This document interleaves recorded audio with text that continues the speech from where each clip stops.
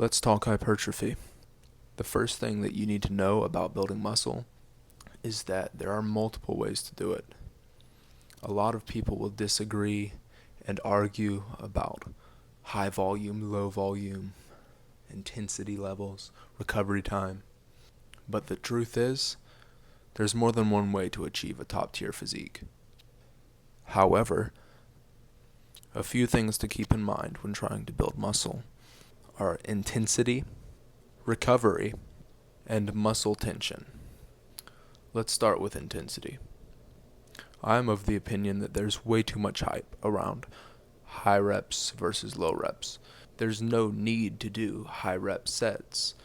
You can build a lot of muscle by doing as little as 4 reps, as long as you achieve failure by the end of those 4 reps. However, of course, you can't rule out volume either.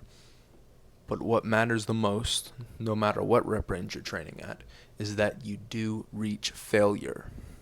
Let's move on to recovery. Not too much to be said here. Mostly, you just need to make sure that you are in fact recovered before you begin heavy-duty training again. This includes getting plenty of rest outside the gym, which doesn't just mean good sleep, although it is very important. It means not constantly engaging in high-level activities throughout your day outside of the gym. Now moving on to the final topic, muscle tension. A lot of people don't think about this and assume that this is just taken care of by the intensity aspect of training. But to efficiently build muscle, tension is required.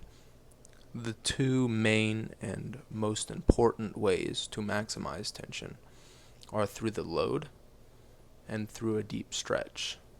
The load, of course, is just the amount of weight that you are lifting. The stretch, however, has to do with the range of motion involved in your exercise. And of course, how much force is being applied to the muscle when it is at its most stretched position. A good example of this would be an exercise such as a weighted lunge versus something that creates a deeper stretch in the quads, like leg extensions.